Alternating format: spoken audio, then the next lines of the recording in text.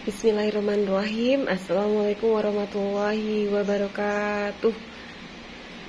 Selamat pagi teman-teman calon guru penggerak angkatan 9. Perkenalkan, nama saya Suprapti dari SD Negeri 2 Sambung Sari, Kecamatan Uleri, Kabupaten Kendal. Insya Allah saya akan menjadi guru penggerak angkatan 9. Berikut tugas berbagi praktik baik modul 1.4 tentang budaya positif.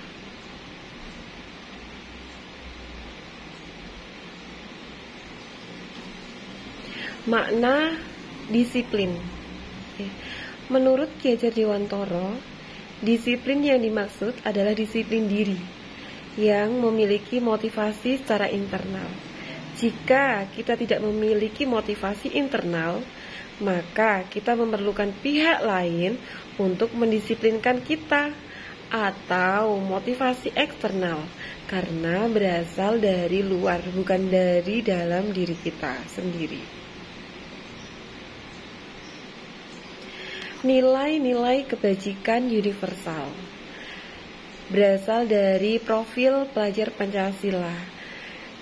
Di sekolah kami, untuk menghafalkan profil pelajar Pancasila sangat mudah sekali dengan membuat nyanyian terkait dengan profil pelajar Pancasila, dengan syair, dengan lirik, becak-becak. Mari kita praktikkan bersama-sama ya. Beriman dan bertakwa pada Tuhan Yang Maha Esa, dan berakhlak mulia, berkebinekaan global, gotong royong mandiri, bernalar kritis dan kreatif. 6. Profil pelajar Pancasila. Jadi dengan lagu tersebut anak-anak akan mudah sekali untuk mengingat profil pelajar Pancasila. Nilai kebajikan universal yang lainnya ini berkaitan dengan sikap murid. Apa saja itu nilai kebajikan universal? Yakni toleransi, rasa hormat, integritas, mandiri, menghargai, antusias, empati, keingintahuan, kreativitas, kerjasama, percaya diri, dan komitmen yang teguh. Nilai kebajikan universal 9 pilar karakter, yakni cinta Tuhan dan segenap ciptaannya, kemandirian dan tanggung jawab, kejujuran, diplomatis, hormat dan santun, dermawan, suka menolong dan gotong royong, percaya diri, kreatif dan bekerja keras, kepemimpinan dan keadilan, baik dan rendah hati, toleransi, serta kedamaian dan kesatuan. Nilai kebajikan universal yang lainnya yakni petunjuk seumur hidup dan keterampilan hidup. Ada peduli, penalaran, bekerja sama, keberanian, keingintahuan, usaha, keluasan atau fleksibel, berorganisasi, kesabaran, keteguhan hati, kehormatan, memiliki rasa humor, berinisiatif, integritas, pemecahan masalah, sumber pengetahuan, tanggung jawab, dan persahabatan.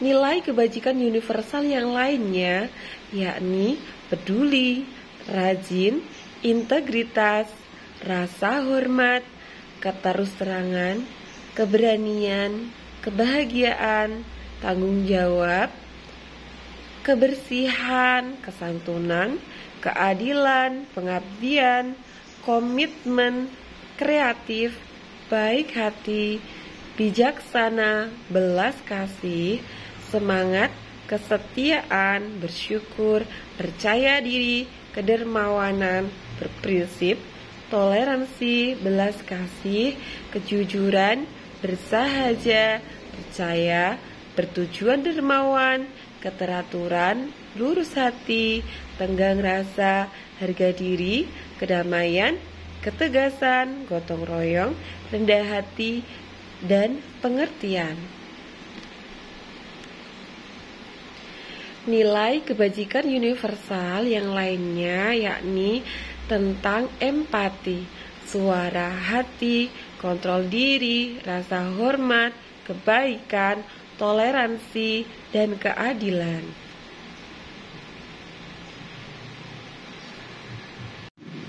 Hukuman, konsekuensi, dan restitusi. Apa perbedaan dari ketiganya? Ayo kita simak dari hukuman terlebih dahulu. Biasanya seorang guru lebih condong kepada hukuman dibandingkan dengan konsekuensi atau restitusi. Tapi ketika teman-teman sudah menyimak video ini, insya Allah teman-teman akan lebih menerapkan kepada restitusi. Hukuman itu identitas gagal. Jadi hukuman itu mampu menciptakan identitas yang gagal, dan hukuman itu berlangsungnya secara tiba-tiba. Keyakinan kelas.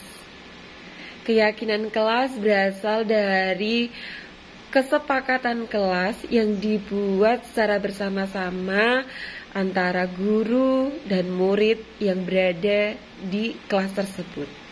Bagaimana cara menyusun keyakinan kelas? Yang pertama yang bisa kita lakukan yakni merumuskan apa saja peraturan-peraturan yang ada di sekolah. Tentunya setiap instansi sekolah memiliki peraturan yang berbeda-beda. Mengubah kalimat negatif menjadi kalimat yang lebih positif. Menentukan nilai kebajikan universal. Kebutuhan dasar manusia. Tentunya manusia memiliki kebutuhan dasar, yakni bertahan hidup. Bertahan hidup merupakan salah satu kebutuhan dasar manusia. Kebutuhan yang bersifat fisiologis seperti kesehatan, rumah, dan makanan.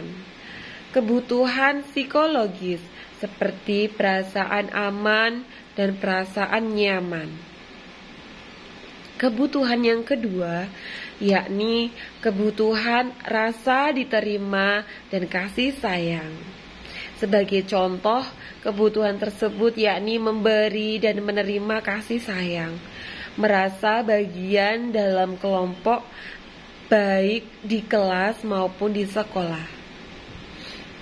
Kebutuhan yang ketiga yakni kebutuhan kebebasan. Murid yang suka mencoba hal-hal yang baru, banyak bergerak, menginginkan pilihan. Kebutuhan yang keempat yakni kesenangan. Mereka mampu berkonsentrasi tinggi dengan hal yang disukai, suka dengan permainan dan suka melucu. Kebutuhan dasar yang kelima yakni penguasaan. Keinginan untuk merasa berharga, keinginan untuk dihargai dan dihormati, keinginan untuk diakui secara kompetensi atau pencapaian murid. 5 posisi kontrol guru.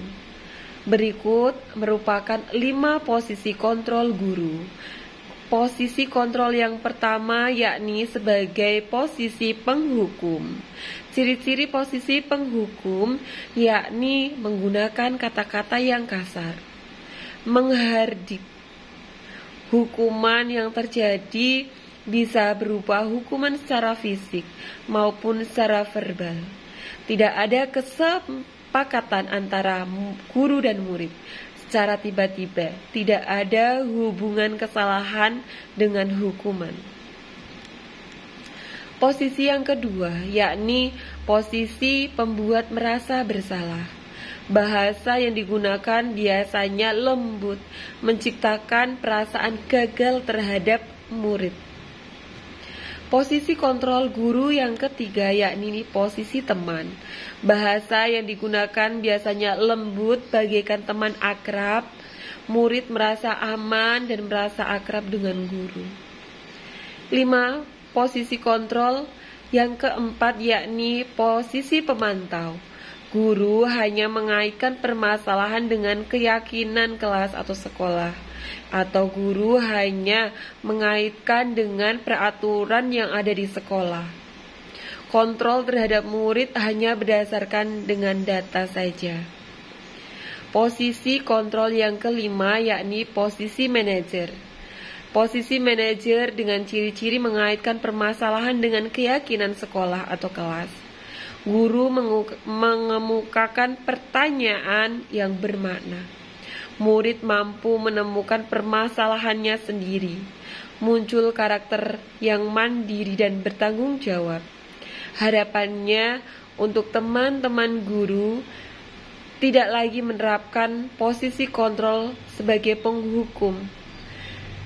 Tidak menerapkan lagi sebagai posisi teman atau berasa bersalah, tetapi guru mampu menerapkan sebagai posisi kontrol manajer agar tercipta karakter murid yang mandiri dan bertanggung jawab.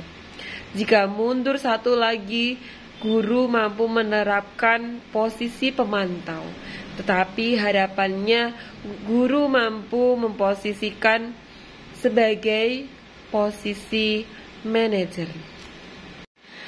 Penerapan segitiga restitusi. Langkah yang pertama yakni menstabilkan identitas. Biasanya ketika seorang murid sedang berada dalam permasalahan, tentunya murid berada pada emosi tingkat tertinggi. Jadi tugasnya guru yakni menstabilkan identitas terlebih dahulu agar emosi yang ada pada diri murid menjadi lebih rendah, bahkan murid tidak emosi lagi.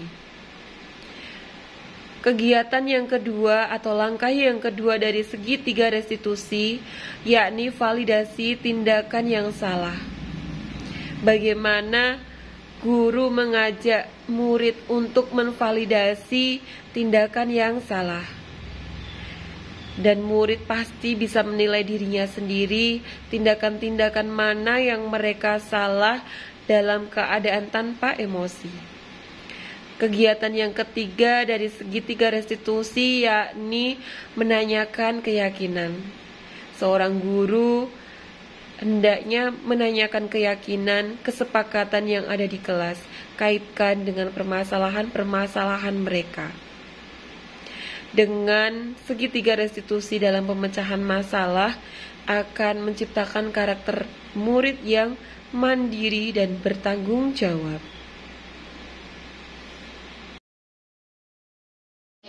Kayak Mas Gaza semacam itu, sepertinya saya tuh sudah agak kewalahan gitu loh.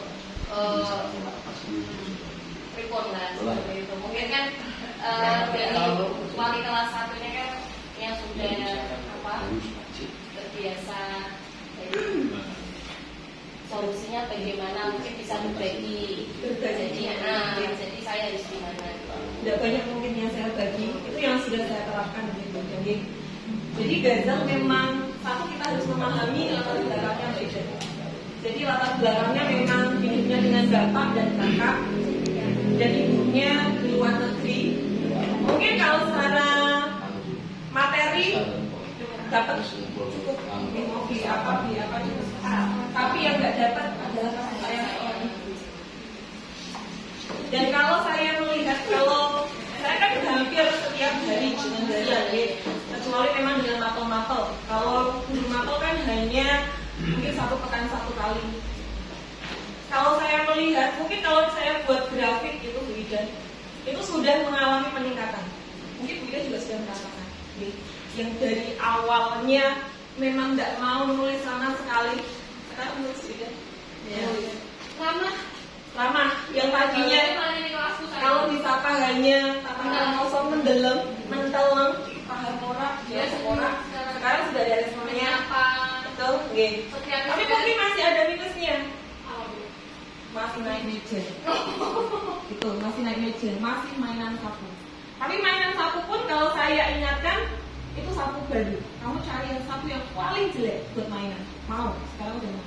Terus mainan pakai sapu jelek. Tapi sapu jelek, sapu bagusnya ada. Padahal di kelas ada sapu yang bagus. Itu sudah on proses menurut saya, udah ada peningkatan. Naik meja, begitu saya pegang HP, gitu kan pegang HP, gagal, langsung turun tanpa komando. Karena kalau saya pegang HP, dia sudah tahu kalau saya rekam dan akan dikirim ke ayah. Padahal tidak saya rekam apa-apa, saya cuma pegang HP. Tapi sebenarnya on proses sih, kayak gitu. Saya elus kepalanya, jabat tangan, dia selalu memilih peluk, udah kelihatan banget gitu. Jabat tangan pasti itu selalu pilihnya peluk. Ya Allah, sakit. Itu dia sering, kalau mungkin teman-teman perhatikan atau tidak, dia sering masuk ke jilbabnya saya di sini, narik-narik gitu kan, auratnya kelihatan nggak boleh gitu. Menurut saya dari awal dia masuk di sini sampai detik ini sudah ada perubahan yang bagus. Jadi konsep satu kali lagi di otaknya guru yang dilihat adalah yang positifnya. Memang ada yang negatif, apalagi kalau kita bandingkan. Namanya Akila, Mas Akila. Dia anaknya pintar cara IQ-nya pintar, tapi juga itu kayak Gibran. Wah aja, obat terus. Dulu waktu itu waktu kelas 2 kan kebetulan sama saya. Dia anaknya nggak bisa diam. Tapi ketika disuruh matematika bisa, iya. Tapi ketika disuruh mewarnai, paling terakhir tapi hasilnya paling sempurna, paling bagus. Iya. Nah, terus kan punya komunikasi sama ibunya sama bundanya. Kita komunikasi terus sampai hari ini, kita masih sering komunikasi. Ternyata diarahkan. Ya seperti Gibran, mungkin kalau Gibran bisa dikomunikasikan kepada orang tuanya, anak ini kinetiknya baik. Nah dia sekarang si Akila itu banyak ikut ekstra di luar sekolah, sepak bola, yang badminton seperti itu. Jadinya dia tuh kayak kelebihan energi, tapi diletakkan pada tempatnya. Jadi terarah. Iya, terarah. Jadi kayak gitu. Jadi dia juga unggul di prestasi pendidiknya, di luar pendidikannya ekstra apalah di luar itu dia juga punya skill yang lain kayak gitu. Kalau teman-teman mau sama Gibran mungkin yang lebih tahu literasi dan numerasinya lebih jago numerasi. Iya, numerasi itu langsung tek sampai pengurangan penjumlahan yang 2 bilangan itu langsung dan betul semua sekali. Di numerasi. Kalau literasi memang masih mengejar. Tapi kalau di numerasinya udah gini, apalagi di olahraga, apalagi kemarin latihan prestasi raga yang menirukan enggak Bapak Ibu? Iya, tidak. Iya. Dan itu hanya lihat tanpa instruksi kan langsung. Ya memang passionnya memang yang gerakan-gerakannya seperti itu. Jadi kalau disuruh duduk mendengarkan mungkin konsentrasinya ya hanya 15 sampai 20 menit saja. Tapi betul sekali usulannya Bu Titik itu. Jadi memang terarah Dikomunikasikan juga sama orang tua. Betul. Yang kemarin ada kejadian itu Pak, jadi Mas Gibran itu nggak sengaja menginjak kucing masuk ke kelas, temennya pada komplain kan. Saya hanya ngomong gini, tolong lepas sepatunya ditaruh di luar. Yang dilakukan apa? Dicuci. Jadi dia tidak ikut instruksi saya, tapi dia sudah menemukan solusinya di TP. Saya instruksinya nggak gampang mencuci loh. Dan dilepas, taruh di luar, nanti biar dicuci sama ibu. Iya benar. Tugas itu kalau tidak selesai dia nggak mau kan? Yumi musim berarti ya. Dia lebih.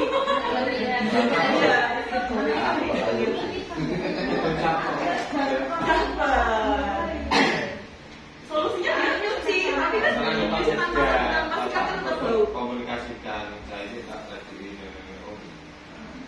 Satu juga teman. Itu mungkin sedikit saya